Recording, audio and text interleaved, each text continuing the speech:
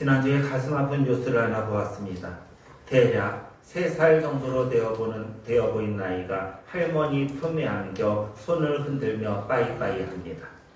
이 아이가 빠이빠이 하는 대상은 영정 사진 속의 아빠입니다. 지난달 훈련 도중 해군 초계기가 추락했는데 이 사고로 4명의 승무원이 모두 순직했습니다. 할머니 품에 안겨 아버지 영정 사진을 향해 손을 흔들며 마지막 인사를 하는 아이는 그 사고로 순직한 군인의 아들입니다. 6월은 호국, 보훈의 달입니다. 6일은 현충일이었고 25일은 한국 전쟁이 발발한 날입니다. 지난주에는 이재명 정부가 공식적으로 출범되었습니다. 6월, 호국, 보훈의 달을 맞아 나라와 민족을 생각하고 기도하며 이 땅의 자유와 평화를 목숨 바쳐 지키신 이들에게 감사하며 그들의 정신을 돌아보는 시간이 되시기 바랍니다. 본문의 말씀으로 들어가죠. 지난주부터 히브리서 11장을 통해 설교를 듣고 있습니다. 히브리서 11장은 믿음장입니다. 믿음이 무엇인가? 그리고 믿음으로 살아간 사람들은 어떤 삶을 살았는가? 이것을 자세히 설명하는 것이 히브리서 11장인 믿음장입니다. 먼저 지난주 설교에 의하면 믿음의 정의가 있었습니다. 1절에 의하면 믿음은 바라는 것들의 실상이요 보이지 않는 것들의 증거입니다. 2절에 의하면 선진들은 믿음의 선배들이죠. 믿음의 선배들은 이로써 믿음으로써 증거를 얻었습니다. 여기서 증거는 칭찬이었습니다. 하나님으로부터 왜 칭찬을 받는가? 이유를 대라고 말하면 믿음 때문입니다. 이어 4절부터는 그렇게 믿음으로 칭찬받은 사람들은 누구이며 그 어떤 모습 때문에 칭찬받았는가에 대한 구체적 설명이 이어집니다. 그 내용을 보기 전 먼저 3절을 고려합니다. 3절을 함께 읽으십니다. 믿음으로 모든 세계가 하나님의 말씀으로 지어진 줄을 우리가 아나니 보이는 것은 나타난 것으로 말미암아 된 것이 아닙니다. 하나님이 세상을 어떻게 창조하셨죠? 창세기 1장에서 말씀으로 창조하셨습니다. 창세기 1장을 보면 하나님이 빛이 있으라 말씀하시니 빛이 있었습니다. 이렇게 하나님이 온 세상을 말씀으로 창조한 것을 우리는 보지 못했습니다. 그러나 우리는 알고 있습니다. 어떻게 이것을 아는가? 믿음을 통해서입니다. 3절은 중요한 사실을 설명하십니다. 그것은 믿음의 대상이 무엇인가에 대한 설명입니다. 여러분, 믿음의 대상이 뭐죠? 여러분, 무엇을 믿으세요? 하나님을 믿으십니까? 맞습니다. 예수님도 믿으시죠. 성령님도 믿으시죠. 삼위일체 하나님을 믿죠. 그러면 하나님을 믿는다는 것은 도대체 뭐예요?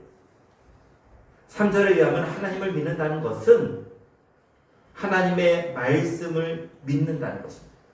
그래서 하나님을 믿는 믿음으로 산다는 것은 하나님의 말씀대로 사는 것과 동일합니다. 이제 성경에 나오는 믿음의 선배들, 2절 표현에 의하면 선진들이죠. 선진들에 대한 말씀을 고려합니다. 믿음장에서 가장 먼저 나오는 선진은 아벨입니다.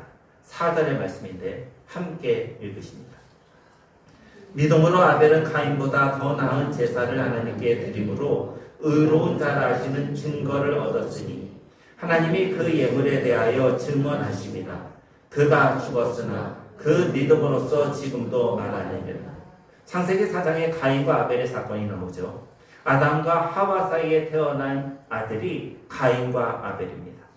가인은 농사지는 사람이었고 아벨은 양치는 사람이었습니다. 어느 날 하나님께 예배 제사를 드리는데 가인은 땅의 소산을 제물로 드리고 아벨은 양의 첫 새끼를 죽여 제물로 바칩니다. 성경은 여호와께서 아벨과 그의 제물을 받으셨으나 가인과 그의 제물은 받지 않았다고 말씀하십니다. 이로 인해 몹시 분해있던 가인은 들에서 아벨을 쳐 죽입니다. 시간이 조금 지나 여호와께서 가인에게 묻습니다. 내 아벨이 어디 있느냐? 가인은 천연덕스럽게 이렇게 대답하죠. 내가 알지 못하나이다. 내가 아벨을 지키는 자이니까. 그때 하나님이 하시는 말씀이 있어요. 창세기 4장 10절의 말씀을 좀 띄워주시죠. 이 말씀을 함께 읽으십니다. 이르시되 내가 무엇을 하였느냐 내 아우의 핏소리가 땅에서부터 내게 호소하느니라. 창세기 4장을 보면요, 아벨은 입을 열어 말한 적이 없습니다. 최소한 아벨은 죽을 때까지 입을 열어 말한 기록은 보이지 않습니다. 아벨은 죽은 다음에야 비로소 그의 피가 땅에서부터 하나님께 울부짖고 하나님은 그 울부짖는 탄원의 소리를 들으십니다. 아벨은 생전에 기록으로 남은 어떤 말도 하지 않았지만은 죽은 이후에는 분명한 말을 남겼습니다. 마치 장례식장에 가면은 어떤 사람을 추모할 때 이렇게 말하는 경우가 있어요. 그 사람의 의로운 행동은 오랫동안 여러 사람들에게 말로 기록될 것입니다. 아벨은 한마디 말했다는 기록은 없지만 그렇게 죽었지만은 4절 말씀 그대로 지금이 언제인가요? 여러분 4절을 보세요. 4절 보면 지금이에요. 지금은 언제죠? 죽은 다음이겠죠. 죽은 다음에 말하고 있습니다. 어떻게 죽은 사람이 말하고 있는가? 믿음으로써입니다. 아벨은 믿는 사람이었기 때문에 그 믿음으로 죽은 다음에도 말하고 있습니다. 조금 더 4절의 말씀을 보아야 할 것 같습니다. 4절을 보시면요, 믿음으로 아벨은 가인보다 더 나은 제사를 하나님께 드림으로 의로운 자라 하시는 증거를 얻었다, 이렇게 말씀하십니다. 이것이 무슨 뜻일까요? 가인과 아벨이 제사를 드릴 때 제물이 있었죠. 가인은 농사를 지었잖아요. 그러니까는 곡식을 제물로 드렸습니다. 고대 사회에서 농사가 얼마나 힘든 일이었습니까? 과거에 비해 지금은 농사 짓기 조금 수월한 것 같습니다. 과거를 생각해 보시기 바랍니다. 관계시설이 없어서 물을 구하기 힘들었습니다. 지금처럼 좋은 농기계도 없었습니다. 잡초와 병충을 제거하는 약도 물론 없었습니다. 아침부터 저녁까지 땀 흘려 수고하며 일하는 것이 농사입니다. 이렇게 힘들게 농사를 지어 힘든 노동의 산물을 하나님께 제물로 드립니다. 땀을 흘리며 힘겨운 노동으로 얻은 소산의 일부를 하나님께 바친 것입니다. 반면 아벨의 제물은 무엇이었습니까? 양의 첫 새끼였어요. 양의 첫 새끼를 잡아 죽여 피의 제사를 드린 것입니다. 이 피의 제사가 무엇일까? 복음 전도자 중 위대한 조지 휘트필드라는 사람이 있죠. 조지 휘트필드는 이렇게 말합니다. 그 짐승들을 위대한 제물이신 예수 그리스도를 기념하여 제물로 도살되고 바쳐졌다. 조지 휘트필드는 구약 피의 제사를 그리스도의 십자가로 비유합니다. 그리고 구약에 바쳐졌던 제물을 신약에 와서는 십자가에서 돌아가신 예수님을 상징하고 있다고 말합니다. 두 가지 제물이 있습니다. 두 가지 제물이란 두 가지 하나님께로 나가는 방법을 말합니다. 하나는 가인의 방법입니다. 힘들게 노력합니다. 아침부터 저녁까지 자기 힘으로 수고합니다. 자기의 노력, 자기의 힘, 자기의 공로, 자기의 의로움으로 얻은 재물을 하나님께 드립니다. 내 힘으로 얻은 것을 하나님께 바칩니다. 당당하죠, 이럴 때. 하나님, 내 힘으로, 내 노력으로 아침부터 저녁까지 수고해서 이거 얻은 거예요. 아주 당당히 바칩니다. 가인의 방법과 다른 방법은 아벨의 방법입니다. 아벨은 자신을 대신할 제물을 죽여 잡습니다. 이것은 신약에 와서 나를 대신해서 십자가에 달려 제물 대신 예수님을 상징합니다. 내 힘으로 당당하게 내가 노력해서 하나님께 바친다, 이런 방법이 아닌 예수님의 십자가를 의지해서 하나님께 나아가는 방법입니다. 다음과 같은 이야기를 들어보신 적이 있으실 것입니다. 한 할머니가 무거운 짐을 머리에 지고 걸어갑니다. 마침 지나가는 차가 그 할머니가 안 돼 보여 태워줍니다. 그렇게 차에 탄 할머니는 머리에 진 짐을 내려놓지 않습니다.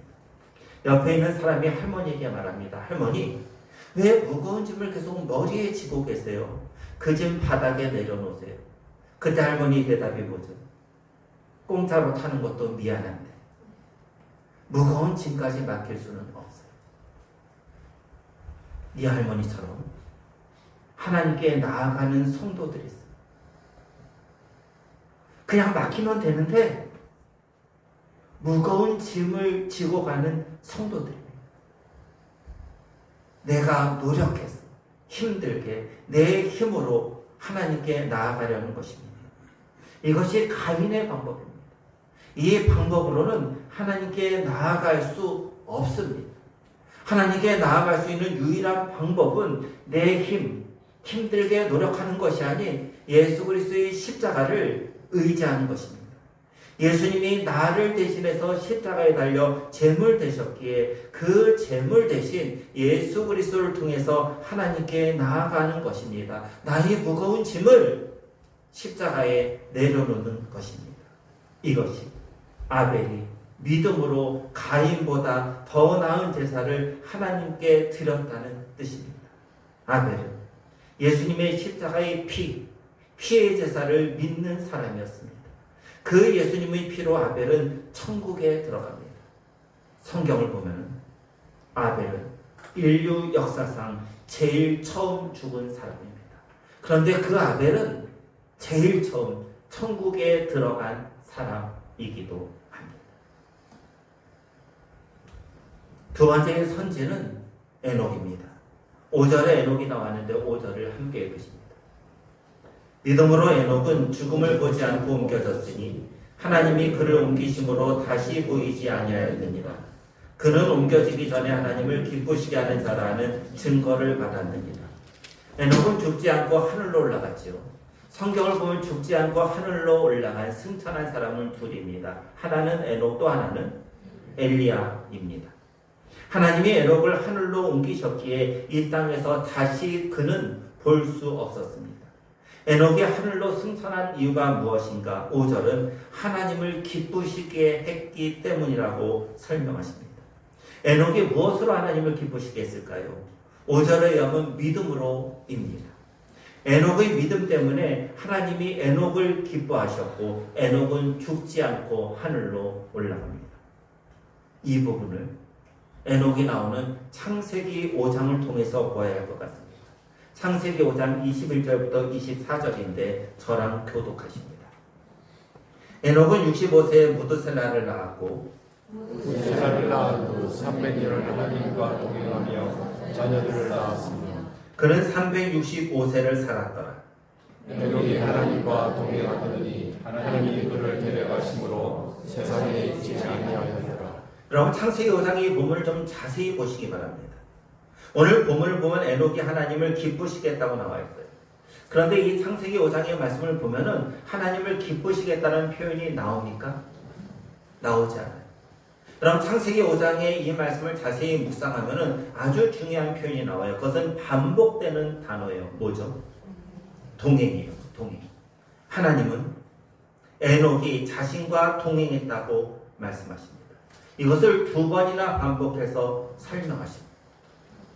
성경을 번역한 번역본 성경은 많습니다. 예를 들어 한글 성경, 한글 번역본 성경이죠. 그리고 영어도 번역본 성경이 있어요. 중국어도 번역본 성경이 있어요. 이런 식으로 말하면 번역본 성경은 수없이 많아요. 여러분, 한글 번역 성경도 여러 가지예요. 지금 우리가 보는 성경은 한글 개역 개정 성경입니다. 이전에 보던 성경은 한글 개역 성경이라고 그랬어요. 새 번역 성경도 있어요. 공동 번역 성경도 있습니다. 구약 성경은 고대 이스라엘 언어인 히브리어로 기록되어 있죠. 이 히브리어로 기록된 성경을 대략 2000년 전, 그보다 좀 더 오래됐는데요, 헬라어로 번역한 성경이 있어요. 최초의 번역 성경이에요. 이것을 70인역이라고 부릅니다. 이 70인역 성경은 에녹이 하나님과 동행했다를 이렇게 번역했어요. 에녹이 하나님을 기쁘시게 했다. 에녹이 하나님을 기쁘시게 했다. 이것이 동행이에요. 하나님과 너무 친밀하게 동행한 것입니다. 그 결과 에녹은 죽음의 문을 통과하지 않고 곧장 하늘나라로 올라갑니다. 예를 들어볼까요? 여기에 남자와 여자가 있습니다. 둘은 너무 친밀해요. 계속 동행하고 싶습니다. 한시도 떨어지기 싫어요. 그때 이 두 사람, 남자와 여자는 무엇을 생각하죠? 여러분 안 해보셨어요? 결혼이죠, 결혼. 맞잖아요. 남자 여자가 둘이 너무 친밀해요. 계속 동행하고 싶다고요. 그런데 시간이 지나 밤이 되면 각자의 집으로 가야 돼요. 그때 이들이 결정한 것은 무엇인가? 우리 결혼하자입니다. 결혼이죠. 평생 검은머리 파뿌리처럼 하얘지도록, 그리고 죽음이 우리를 갈라놓을 때까지 헤어지지 말자고 결혼합니다. 마치 에녹은 이런 것을 생각나게 합니다. 하나님과 너무 친밀하게 동행합니다.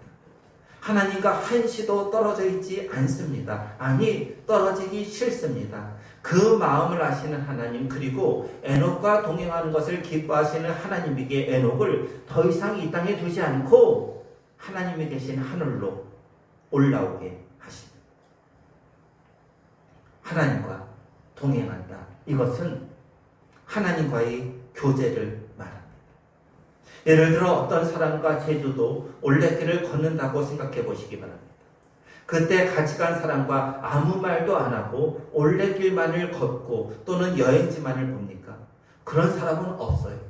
동행하는 사람과 대화합니다. 교제하는 것이지요. 그것도 친밀히 교제를 나눕니다.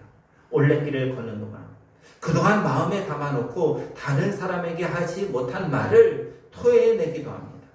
에녹은 하나님과 이처럼 동행하는 사람이었습니다. 하나님과 친밀히 교제하는 사람이 에녹이었습니다. 리차드 필립스의 책을 보면은 신앙 때문에 노동수용소에 투옥되었던 한 중국인 목사님에 대한 이야기가 나옵니다. 그 목사님을 체포한 사람은 목사님에게 수용소의 변소를 청소하고 오물 치우는 일을 시킵니다. 목사님은 매일 더러운 배설물을 나가다가 밭에 거름을 주고 오물을 치우는 일을 해야 했습니다. 냄새가 얼마나 지독한지 목사님이 일하는 동안은 감시병들이 저 멀리 떨어져 있었고 목사님에게는 매우 자유로운 시간이었습니다. 그런 이유로 인해 목사님은 오물을 치우는 일이 힘들지만은 기뻐하고 감사한 마음으로 해냈습니다. 결과적으로 혼자 있을 수 있었기에 제재당하지 않고 마음껏 소리내서 찬양도 하고 기도하는 시간을 가졌기 때문입니다. 그 목사님은 기쁜 마음으로 그 고약한 냄새가 나는 기름더미를 정원이라고 부르면서 이런 노래를 불렀습니다. 저 장미꽃 위에 있을 아직 맺혀있는 그때 귀에 은은히 소리 들리니 주 음성 분명하다. 주님 나와 동행하면서 나를 친구 삼으셨네. 우리 서로 받은 기쁨은 알 사람이 없도다. 이 목사님은 노동수용소에서 그리고 역겨운 냄새나는 곳에서 천국을 경험하고 있던 것이 분명합니다. 하나님과 동행했기 때문입니다. 에녹은 이 땅에 살았습니다. 그러나 하나님과 동행했습니다. 그렇게 하나님과 동행했기에 하나님은 그를 더 이상 이 땅에 둘 수 없었습니다. 하나님도 자신과 동행하는 사람을 홀로 두기 싫으셨던 것입니다. 그래서 에녹을 하늘로 올리우십니다. 하나님과 친밀하게 지내는 그 사람을 하나님도 친밀히 대하는 것입니다. 이것이 하나님을 기쁘시게 하는 것입니다. 오늘 설교의 결론의 말씀을 내려야 할 것 같습니다. 결론은 6절인데 6절을 함께 읽겠습니다. 믿음이 없이는 하나님을 기쁘시게 하지 못하나니 하나님께 나아가는 자는 반드시 그가 계신 것과 또한 그가 자기를 찾는 자들에게 상 주시는 이심을 믿어야 하지. 6절은 믿음이 없다면 하나님을 기쁘시게 하지 못한다고 말씀하십니다. 그러면 믿음이 있는 사람, 믿음을 가지고 하나님을 기쁘시게 하는 사람에게는 두 가지가 있어야 합니다. 첫째는 뭐다? 하나님께 나아가는 자는 반드시 그가 계신 것을 믿어야 합니다. 둘째는 무엇입니까? 둘째는 그가 자기를 찾는 자들에게 상 주시는 이심을 믿어야 합니다. 첫째, 하나님 앞에 나아가는 사람은 하나님이 계신 것을 반드시 믿어야 합니다. 하나님의 존재를 믿어야 하나님을 기쁘시게 할 수 있다는 것입니다. 2차 세계대전 때 한 포로는 이런 고백의 기록을 남겼습니다. 태양이 빛을 발하지 않을 때도 태양이 있음을 믿으며 사랑을 느끼지 못해도 그 사랑을 믿으며 하나님이 침묵하고 계실 때도 나는 그분의 존재를 믿는다. 전쟁 포로로 고난당하는 이분이 어떤 고백을 합니까? 전쟁 포로로서 견디기 힘든 상황, 마치 하나님이 자신에게 침묵하시는 것처럼 여겨지는 그 상황에도 나는 하나님의 존재를 믿는다입니다. 하나님께 나아가는 자는 반드시 하나님이 계신 것을 믿어야 합니다. 하나님의 존재를 믿어야 한다는 것입니다. 동시에 하나님이 어떤 분이신가에 대해서도 확실히 알고 믿어야 합니다. 하나님은 어떤 분이신가요? 자신을 찾는 이들에게 상 주시는 분이십니다. 이것은 하나님의 성품 또는 하나님의 존재 양식에 대한 설명입니다. 여러분, 하나님의 성품은 어떤 성품을 가지신 분일까요? 우리가요, 하나님을 부를 때 그 다음에 필연적으로 붙이는 말이 있어요. 뭐를 붙이세요? 하나님, 아버지입니다. 하나님의 성품은 뭐다? 하나님은 우리에게 아버지세요. 여기에 부모들 계시죠? 자녀들에게 무엇을 주고 싶으십니까? 좋은 것입니다. 맞습니까? 맞아요? 아니에요, 여러분. 부모는 자녀에게 좋은 것을 주고 싶어 하잖아요. 정확히 말하면 부모는 자녀에게 가장 좋은 것을 주고 싶어 합니다. 맞지? 여러분, 우리가 능력이 안 돼서 그래요. 우리가 능력이 안 돼서 그렇지, 정말 능력이 되면은 자녀에게 가장 좋은 것을 주고 싶은 것이 부모의 마음입니다. 우리가 하나님을 아버지라고 고백할 때 마찬가지예요. 우리가 하나님을 아버지라고 고백할 때 하나님은 우리에게 좋은 것을 주시는 분이 아니라 우리에게 가장 좋은 것을 주고 싶어 하십니다. 하나님 아버지는 상을 주십니다. 가장 좋은 것을 주시는 우리 아버지이십니다. 그러면 하나님이 우리에게 주시는 가장 좋은 상은 무엇일까요? 첫째는 영생입니다. 아들 예수 그리스도를 믿는 자에게 하나님은 영원한 생명을 주십니다. 본문은 아벨과 에녹에 대한 설명이죠. 그런데 아벨과 에녹의 공통점이 있습니다. 에녹은 죽지 않고 하늘로 올라갔습니다. 그러면 아벨도 죽지 않았어요. 아벨과 에녹의 공통점은 둘 다 죽지 않았다는 것이죠. 여러분, 4절을 좀 보세요. 4절 마지막을 보면은 아벨에 대한 설명이 나오는데 어떤 설명이죠? 그가 죽었으나 그 믿음으로써 지금도 말합니다. 아벨은 죽었어요. 그런데 지금 말하고 있습니다.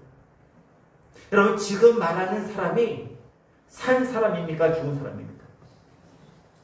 모르세요? 지금 여러분 말하고 있어요. 제가 말하고 있잖아요. 제가 살았어요, 죽었어요? 살았어요. 그럼 아벨은 죽었으나 지금 말하고 있는 산 사람이에요. 그럼 아벨은 지금 어디에서 살아있다는 것일까요? 천국입니다. 하나님이 세상을 이처럼 사랑하사 독생자를 주셨으니 이는 그를 믿는 자마다 멸망하지 않고 영생을 얻게 하려 하심이라. 이 말씀처럼 믿음이 있는 사람은 영원히 죽지 않은 영생을 하나님으로부터 상으로 받습니다. 하나님이 주시는 첫 번째 상은 영생입니다. 두 번째 하나님이 주시는 상이 있습니다. 우리가 히브리서 4장에서 보았는데 때를 따라 돕는 은혜입니다. 때를 따라. 하나님께서 우리에게 은혜를 주시는데 돕는 은혜를 주세요. 어떤 돕는 은혜요? 때를 따라. 이 말씀의 뜻은 가장 정확한 시간에, 가장 정확한 타이밍에 라는 뜻입니다. 여러분, 누군가 우리를 도와요. 그런데 타이밍이 맞지 않으면 소용이 없어요. 하나님이 우리를 도와주시는데 때를 따라 가장 정확한 시간에 하나님의 시간에 따라 우리를 돕는다는 이야기입니다. 하나님은 우리가 필요한 것을 실제적으로 도우시는데 가장 정확한 시간에 도우시는 분이십니다. 철로역정을 쓴 존 버년에 대한 이야기입니다. 존 버년은 복음을 전파하다가 오랜 기간 감옥에 갇힙니다. 여러분, 만약에 우리가 감옥에 갇혔다면 감옥에서 어떤 기도를 드릴까요? 아마 저라면 이런 기도를 드릴 것 같아요. 하나님, 제가 복음을 전하다가 감옥에 갇혔는데 빨리 감옥에서 나가게 해주세요. 그래야지 복음을 전할 수 있지 않습니까? 아마 여러분들도 이런 기도를 드릴 것 같습니다. 그러면 존 버년은 어떤 기도를 드렸을까요? 존 버년은 이렇게 기도했습니다.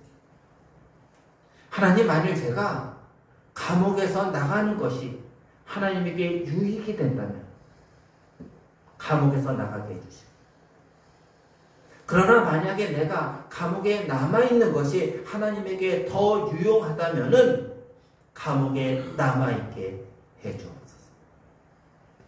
하나님이 존 버년의 기도를 들으시고 응답해 주셨습니다. 존 버년은 무려 12년간 감옥에 머물러 있었습니다. 그 12년간은 수백 년 동안 많은 교회를 복되게 하고 많은 기독교인들을 믿음으로 일으켰던 철로 역정을 기록하는 시간이었습니다. 사실 15년 동안 존 버년은 철로 역정을 완전히 다 쓰지 못했어요. 그렇게 석방되었는데 석방 후 바쁜 사역으로 인해 탈구하지 못하다가 1675년에 감옥에 재수감되어 철로 역정을 완성했습니다. 우리는 지금 예배드리며 하나님 앞에 나아가고 있습니다. 이렇게 하나님 앞에 나아갈 때 우리에게 필요한 것이 무엇입니까? 믿음입니다.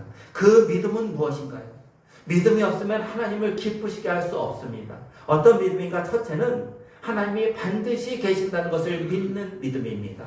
또한 두 번째, 그 믿음은 이렇게 하나님을 찾는 우리들에게 하나님은 상 주시는 분이시다는 것을 믿는 믿음입니다. 사랑하는 성도 여러분, 하나님께 믿음으로 나가는 순간 우리는 하나님이 계심을 인정합니다. 또한 그 순간 하나님은 우리에게 상을 주십니다. 하나님은 우리의 아버지이시기에 좋은 것을 주시는 것이 아니라 가장 좋은 것을 주십니다. 존 버년에게 감옥은 하나님이 주시는 가장 좋은 상이었습니다. 믿음으로 하나님께 나아가는 성도들이 되시기 바랍니다. 그때 하나님은 우리에게 영생에 가장 좋은 것, 또한 우리에게 필요에 따라 좋은 것, 필요에 따라 가장 좋은 것을 선물로 주십니다. 이와 같이 믿음으로 살아가는, 믿음으로 하나님 앞에 나아가는 모든 성도들이 되기를 우리 주 예수 그리스도의 이름으로 간절히 소원합니다.